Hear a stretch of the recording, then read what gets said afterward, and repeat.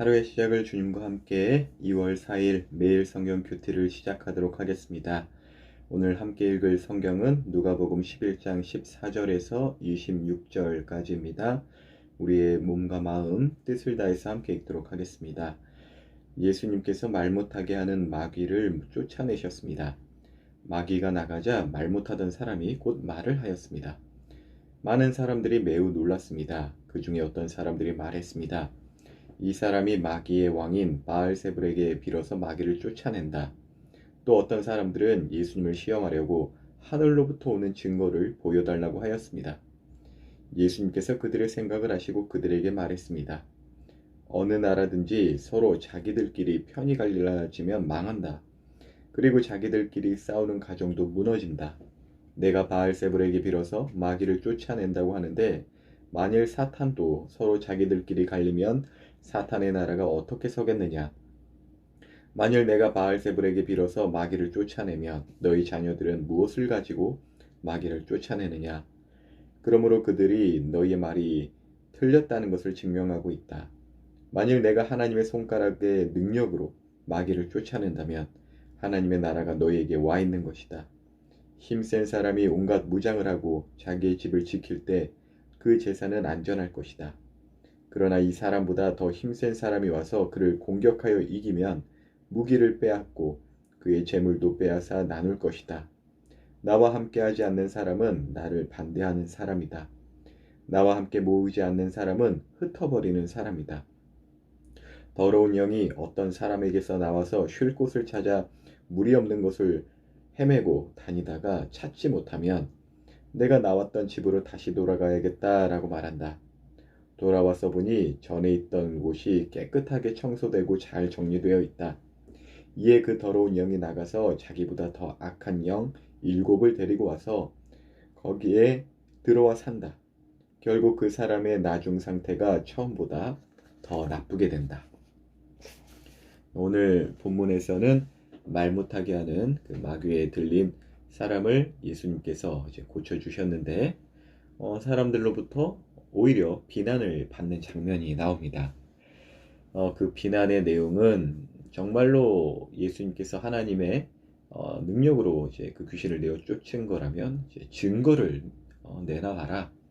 혹은 반대로 이제 더 강한 귀신의 능력으로 지금 귀신을 물리친 거다. 그러니까 이제 하나님의 능력이 아니다. 이렇게 공통적으로 비난을 하고 있는 건데요. 저는 가만히 이 장면을 이렇게 한번 상상해 보는데 좀 성질이 나더라고요. 뭐 고쳐줘도 뭐라 하냐. 좀 그렇죠. 당시에나 지금이나 퇴마사들은 분명히 있어요. 귀신을 달래서 보내든지 더 강한 귀신의 힘으로 밀어내든지 분명하게도 보이지 않는 세계, 하지만 실제 하는 세계에서 일어나는 일들이 있다는 것이에요. 다만 그것이 과학적으로 설명되지 못하기 때문에 비과학적이라고도 하지만 정확한 표현은 초과학적인 것이죠. 과학이 아직까지 그것들을 측정하기에는 아직 더 오히려 과학이 발전해야 된다는 것입니다.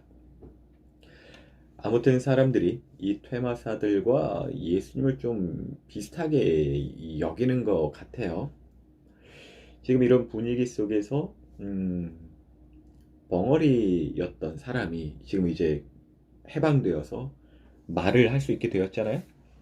근데 그 사람이 기분은 어떨까요? 이게 분명히 내가 말을 할 수 있게 되긴 되었는데 이거 분위기 보니까 이거 말을 못 하겠어. 응? 아니 지금 예수님한테 감사하다는 말도 못 하겠고 이거 왜냐하면 여러 사람들이 막 예수님 틀렸다고 하니까 딱 이 쪽수를 보니까 이거 사람 많은 쪽에 내가 서야 되나 이렇게. 사실 이러한 상상이 우리한테는 쉽지 않아요. 왜냐하면 우리는 예수님께서 그리스도시고 또 성경의 전체를 읽고 갖고 있고 성령 하나님의 내주하심으로 우리는 이 내용을 충분히 이곳에서 등장하신 예수님을 충분히 우리는 알아볼 수 있으니까요. 그래서 오히려 왜 사람들한테 저래? 제가 초반부에 그랬던 것처럼 그랬을 텐데 저 이제 말을 이제 하게 된 사람의 입장에서는 좀 곤란했을 거예요. 그러니까 왜냐면 저 당시 상황을 좀 이해해야 왜 예수님한테 사람들이 저러는지도 이제 조금은, 물론 이게 올바른 어떠한 뭐랄까, 이렇게 이해를 해야 하는 것이 올바르다라는 건 아니에요. 그러니까 저 사람들이 어떤 부분에 있어서는 저렇게 예수님을 경계하는 그런 이유가 있다라는 거예요. 왜냐면 저 당시에 이제 자기가 메시아라고 나타난 사람들이 한두 번이 아니었거든요. 또 귀신을 내어 쫓는 사람들도 있었고요. 그러니까 좀 여러 가지. 근데 사실 그러한 이유들이 있다 하더라도 예수님께서 하신 말씀과 또 예수님의 어떤 성품과 또 그분의 능력을 보았을 때 분명히 저들은 구약 성경을 또 갖고 있었잖아요. 예수님을 알아볼 수 있었죠. 저는 충분히 알아볼 수 있었다라고 생각을 해요. 물론 하나님께서 열어주시고 아들이 소원한 자들에게 이제 계시해 주셔서 열어지는 것이지만, 어떤 그 공의의 입장에 있어서는 저 사람들이 아무리 메시아라 못 알아본다 하더라도, 그 아무리 죄성이 있다 하더라도 그 양심에 근거하여 예수님한테 저러면 안 된다라는 거예요. 그러니까 이게 민주주의가 하나님 나라 원리에서 세워지면 참 좋은 것인데, 그 민주주의라는 것이 잘못되면 10명, 100명 모아다가 한 사람 바보 만드는 게 또 민주주의거든요. 또 이렇게 이야기하니까 좌파 막 이런 소리 듣는 거 아니야? 이거 유튜브에 올라가는데. 들으면 또 어때요? 왼쪽 오른쪽 저는 양손잡이는 아니지만 두 팔 다 갖고 있어요. 그러니까 옳고 그름이 다수결로 정해지는 그 군중 심리에 따라서 요즘 세상 우리들도 봐요. 말하는 입이 있어도 말하지 못하는 그런 꿀먹은 벙어리가 될 수 있다는 것이에요.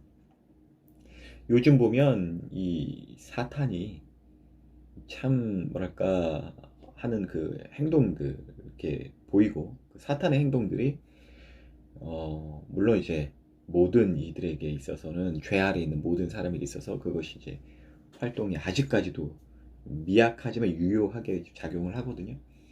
그걸로 인해서 이제 교회의 입을 아주 꽉 막으려고만 하는 것 같아요. 그러니까 교회의 일들이 뭐 코로나나 좀 여러 가지 것들로 부각되어지잖아요. 그래서 이제 교회가 많이 위축되어 있습니다. 입이 있어도 이렇게 뭔가 말할 수 없는. 근데 가만히 보면 참 괘씸합니다. 이 나라에 누가 민주주의를 갖다 줬습니까? 이 대한민국의 병원 누가 지어줬어요? 이 조선 땅에 누가 대학을 지어줬어요? 이 나라를 도운 사람, 전쟁 통해서 도와준 사람들이 누굽니까? 여러 나라 다 모아져서 있긴 하겠지만 주도적으로 했던 사람들, 하나님의 사람들이었습니다. 선교사들이었고요. 교회들이 그랬다는 것이죠. 그러한 교회들로 지금, 그런 교회들이 하나님의 손이 되어서 이 나라를 해방시켜주고 잘 살게 해주셨건만, 현재를 봐서는 그들의 행동들을 보면 참 은혜도 모르고 함부로 떠들어야 되는 것 같아요. 교회가 이래서 문제다, 저래서 문제다. 안 다니는 사람이 더 그런 거야. 나 그 문제가 있어서 안 다녀요. 막 이러는데 더 웃겨요. 그 말 자체가. 그 떠드는 입, 진짜. 교회로 인해서 해방을 얻고 자유를 얻은 것에 있어서는 한마디도 안 해요. 솔직히 우리 한국사 조금만 공부해봐도, 조금 더 공부해보면 또 교회를 통한 이 나라가 받은 혜택들 어마어마하다는 것 알고 있을 텐데, 그것에 있어서는 벙어리가 되어 있고 아주 안 좋은 일들, 그 일이 또 교회들의 일이 또 아닌 게 대부분이거든요. 아주 괘씸하다는 것이죠. 그리고 오늘 묵상을 하는데 저 벙어리 귀신 들었던 사람도 이제 입이 열어졌으면 좀 한마디 좀 하지. 왜 예수님한테 그러냐고. 도대체 뭘 그렇게 잘못했다고. 물론 메시아로 못 알아봤다 하더라도요, 나 고쳐준 사람이잖아요. 뭘 이렇게 사람들이 뭐라고 하냐고. 좀 이렇게 할 수 있지 않았을까. 그러니까 그렇게 예수님을 지지했다면 오늘 본문에 나온 것처럼 예수님과 함께한 사람이 되겠죠. 그러나 계속적으로 그 사람이 입은 열렸지만 감사와 그 은혜에 대한 고백이 아닌 세상의 어떤 핍박과 세상의 어떠한 그 대세를 따라서만 열어지는 입술이 된다면 오늘 본문 마지막에 나온 경고에서 피할 수 없는 사람이 됩니다. 무슨 말이냐? 7 귀신이 들어온다는 것이에요. 저는 그래서 이 나라에 7 귀신이 더 들어올까봐 좀 짜증납니다. 무섭지는 않아요. 하나님 외에 무서운 게 뭐가 있습니까? 그 7 귀신 내쫓으면 되는 거. 그러니까 좀 짜증나요. 그러니까 이렇게 교회에 대한 좋지 않은 시선들, 솔직히 뭐 교회에 대해 안 좋다 뭐 한다 하지만 교회가 그동안 하나님의 손이 되어서 이 나라에 한 것, 이 지역사회에 한 것에 그게 드러나질 않아서 그렇지 교회도 잘 배운 거예요. 드러내지 말라고 했거든요. 근데 드러내질 않아서 그렇지 그렇게 한 거에 비하면은 오늘날의 이러한 시선들을 절대 받아서는 안 되거든요. 뭐 이런 이야기를 나누면 또 어떤 분들에게 있어서 또 입장이 있겠죠. 정말 교회도 좀 개혁되어져야 되는 부분이 있지 않냐. 물론 그 부분은 내부에서 해야 할 소리고요. 또 성경 내에서 또 본다면 하나님께서 또 세상 사람들을 통해서 말씀하실 수도 있어요. 근데 지금 어떠한 총체적인 면에서 봤을 때 교회가 이러한 시선을 받아서는 절대 안 된다라는 것입니다. 오히려 이것에 막 아주 이 장단에 맞춰가지고 그 대세에 맞춰가지고 세상 사람들이 은혜도 모르고 아주 하나님의 손을 이때다 싶어서 막 무시하고 있어요. 입을 꽉꽉 막고 있어요. 전 그것을 하나님의 은혜로 보았습니다. 그래서 7 귀신이 들어올까? 이 교회는 그것을 본 사람들은 더 영적으로 무장하여서 이 나라 이 민족을 위해서 더 기도하겠죠.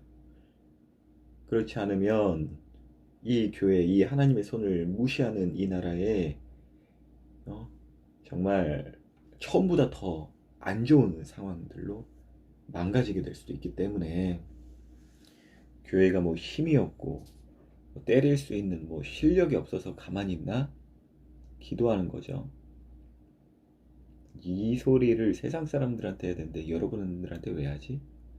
여러분들한테 하는 이유는 그거예요. 그 대세에 휩쓸려서 교회에 대한 안 좋은 그 시선을 보내지 마세요.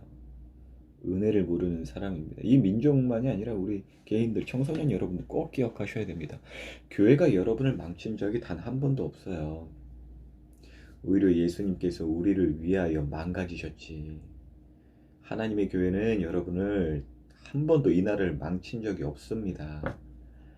우리가 교회를, 우리의 죄성이 교회를 망치고 하나님의 이름을 더럽혔을 뿐이지. 그 생각 잠깐 지금 잠깐의 고백이어도 지금 울컥울컥합니다. 그럼에도 불구하고 여전히 교회를 통하여 하나님의 사람들을 통하여 하나님의 손은 우리에게 은혜를 베풀어 주고 계시다는 거죠. 오늘 묵상하는데 열받네. 오늘도 주님의 평안이 함께 하시길 바랍니다.